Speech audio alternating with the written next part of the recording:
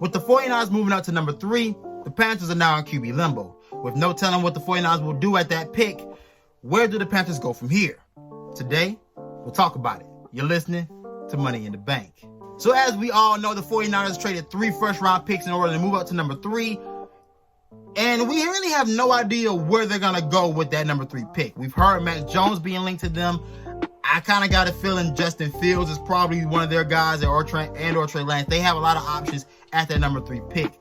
Zach Wilson and Trevor Lawrence are assumed to be gone by 1 and 2. So they do have options at that number 3 position.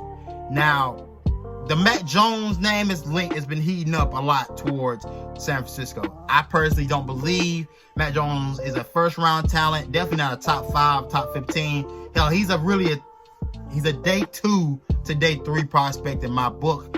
But who am I to judge? So, let's say, for example, we got to play devil's advocate here. Let's say, for example, all the quarterbacks are gone by the time we get to number 8.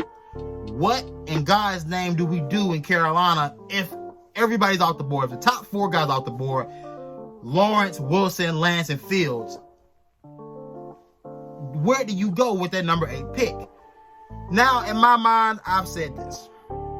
You don't take Mac Jones. Mac Jones is going to set somebody's franchise back for 5 years if he does that. Because here's the thing. If Mac Jones thinks it up, which I would presume he probably would. I mean, I think we've taken our Mac Jones before his name was Jimmy Clausen. That's how we got Cam Newton. If we took Mac Jones and we were to stink it up, which we would, how bad would we be?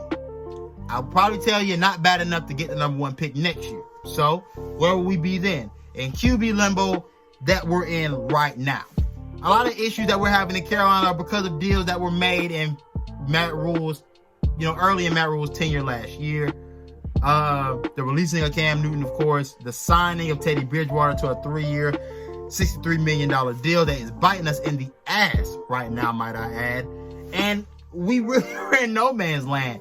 You went trying to say we're just not rebuilding, we're retooling, and you kind of went in as if we were trying to win games this year. You won one too many. You beat Washington when we didn't need to, and now we're stuck here. So here are the options for Carolina. The one option I've seen floated around here recently that's kind of starting to pick up steam, and it's an option that we've talked about on the podcast before, and it's trading for Sam Darnold. At this point, it's been rumored that he would only go for a 2nd or 3rd round pick. I wouldn't give up a 2nd round pick for Sam Darnold at this point, even though I appreciate Sam Darnold's talent level. He hasn't put it together yet. I don't know if we're a team that's willing to wait, because we weren't willing to wait on Teddy in year 1 of his free agent deal to get right and get it together. So I don't think we're going to be willing to wait on Sam Darnold either, even though he is younger and does seem to have more physical talent than Teddy Bridgewater. The issue I have with trading for Sam Darnold is that I believe it's a wash as far as what we be getting and what we be giving up. Teddy Bridgewater is this. He's not a great physically he's not a great guy. But I do think he plays the quarterback position well enough to stick around this league. Sam Darnold, on the other hand, has great physical tools. I don't believe he plays quarterback as well as Teddy Bridgewater either. So it's a wash. And if it's a wash, I believe you don't give up anything. What I do believe we do in Carolina is if the 4 guys are going, the 4 top guys are going, it's only Mac Jones and all those guys left, you wait. You wait. You take an offensive lineman in the 1st round. Whatever the best tackle after Penei Sewell is going, Penei Sewell, I don't know how to pronounce his name. You take the next best guy after that. That's what you do.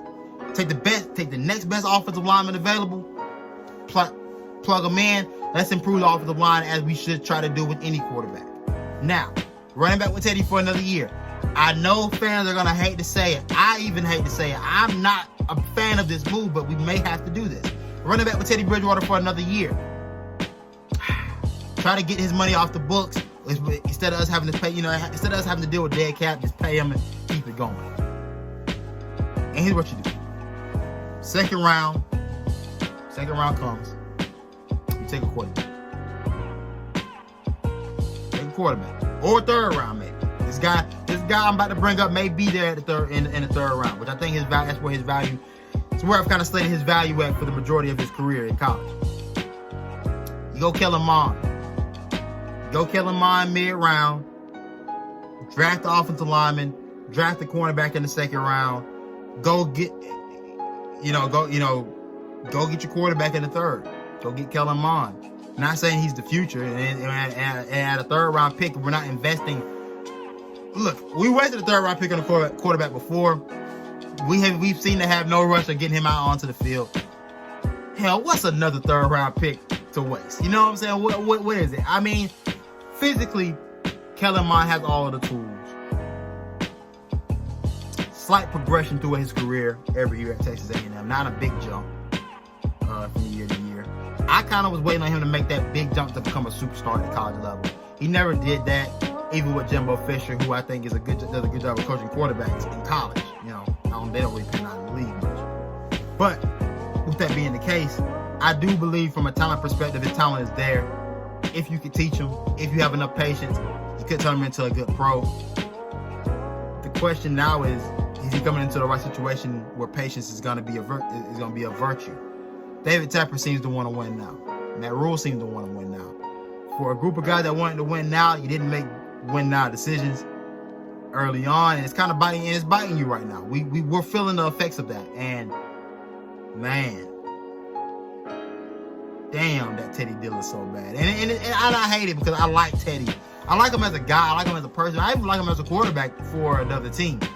It hurts you right now. But I honestly do think Kellen Mond would be the guy I like, at least from a physical perspective. I do believe he's still some development there that needs to be done.